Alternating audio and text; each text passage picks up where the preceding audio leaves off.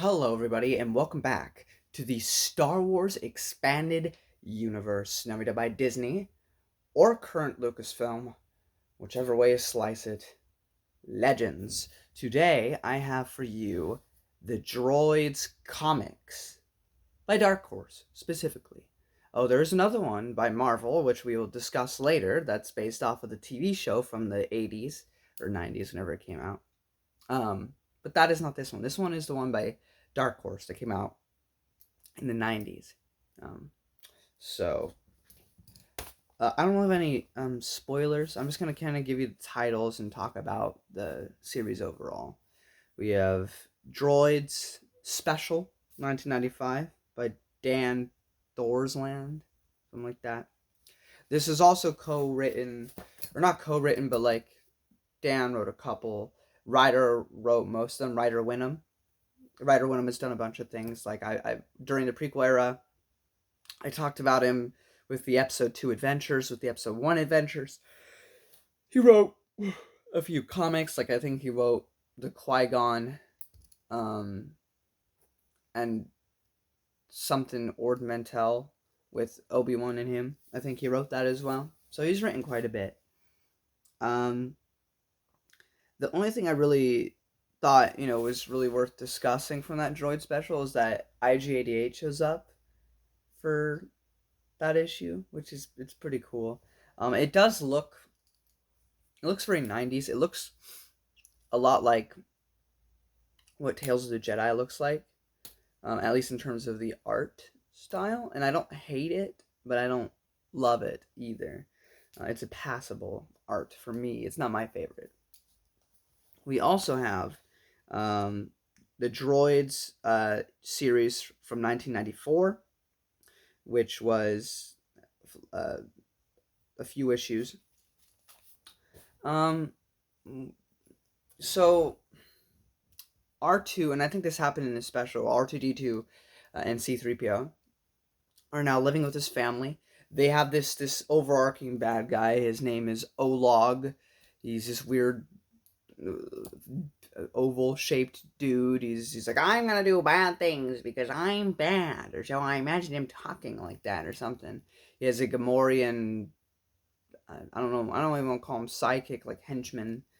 He also has this girl with an eye patch who's pretty cool. I think she's a pretty alright character. She's not very deep or anything, but she is a cool, like, strong villain. But I mean, I guess it's a matter of perspective, because I mean the main characters in this are droids. So had it been like Luke or something, I don't think this lady would have done as good of a job. That being said, she's an alright villain. There's one interesting thing that happens during these issues. We meet assassin droid named 3PX that looks just like C3PO except with red receptacles and has a little X on his forehead. The cover art for that, it looks really cool. It looks really good. He's not that cool in the book, in the actual issue, but he's alright. There's also like these little droids in like one of the last issues that just kind of follows the story with that was actually pretty decent. I don't want to really get into spoilers. There's not much to these stories, but it was an alright little thing. There's this very, very short comic called R2 Days Out. He just gets into some shenanigans and then goes back to C3PO. Droids, 1995. The droids kind of have a small rebellion during this arc. Olog and stuff is still around, I think, and so is, or if Olog isn't there, the eye patch lady is. C3PO gets his head messed with a bit, so he actually gets some sterner stuff. He kind of like leads a small rebellion against against. Well, I don't want to spoil it for you, but he does lead a small rebellion. And it's just kind of cool because, C3PO is like, oh my, oh goodness. But here, we actually get to see him have a bit more steel in his bone, some balls, you might say. And it was cool to see him be like that, to be a bit more like R2D2. For once, and only once. So, that was neat. Lastly, we have this one shot that came out a couple years later or something. It was called Droids Protocol Offensive. Now, I didn't remember to write down who the artist was, but the art looks a lot like Ralph McQuarrie's art. It looks a lot like that, which is actually it's really nice art, and it's the art I actually enjoyed looking at in these issues as compared to the rest. Now, here's one of the most important pieces of cool facts to mention about this book, or about this issue, this one shot, is that Anthony Daniels helped write it. Um, this is Anthony Daniels being the actor that plays C3PO. Matt Wilkins has talked about it in his video on this, which you can go check out. I'll leave a link in the description, but I'll talk about it too as well, which is that Matt Wilkins has talked to Ryder Winham, the writer of a lot of these comics, and Ryder had talked to Anthony Daniels, and Anthony Daniels was actually a big fan of these Droids comics because he's like, yeah, that seems a lot like my character, like stuff I would say. I want to help write one. And so he would help write things that he thought, that C3PO would say for this issue and stuff. And that was all very, very cool. And the story itself is actually really decent. It deals with the Tion homogeny, or however the fudge you say that, which we don't hear a lot about in the EU, which was an interesting thing. It wasn't like really delved into, but I thought overall the story was pretty decent. All of these like comics are just about R2D2 and C3PO on adventures they had before the events of Episode 4, and apparently they went on quite a bit in between the prequel era and the OT on their own. So it was interesting. Also, Matt Wilkins has talked about this. We didn't get anything out of it, but Brian Daley, the writer of the '80s Han Solo trilogy, was also a big fan. And there were talks in the works about making like another miniseries of the droids. And they wanted Brian Daley to do it, and he was totally down for it. But he was working on something else at the time. However, the issue is that by the time he could have been able to do it, he had passed away.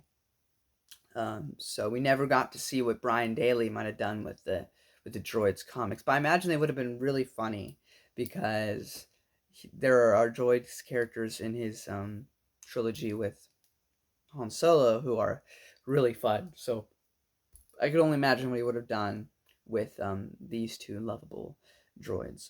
Overall, without getting into spoilers, I mean, if you enjoyed the Filoni episodes that focused on the droids, you'll most likely enjoy these. But even if you didn't, if you're like me, you're like 50-50 with Filoni's work, I think you still might have fun with these. Are these essential reads in the expanding universe? Not really. Are they horrible reads? Absolutely not.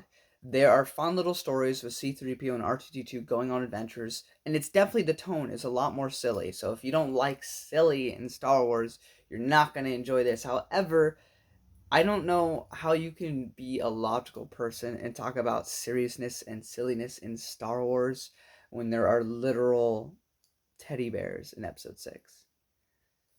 You know, I think there's room for silly in Star Wars.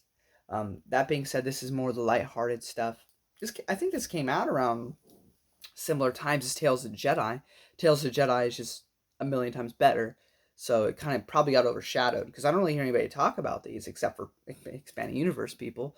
But they are a lot of fun, and if you enjoy C3PO and R2D2, then you will probably enjoy these comics quite a bit. Nothing grand in terms of storytelling, but a lot of fun adventures with R2D2 and C3PO. So that's pretty much it, guys. Very short, not much to say. Up next, I reread the first book in the Lando Calrissian '80s trilogy. The only trilogy we actually have with Lando Calrissian, baby. This is Before the Stash. I don't know if I'm going to include the Jabba Palace comics with it or not in my reread. We'll see. But regardless, I hope you all join me for the next video. Until then, guys, may the Force be with you.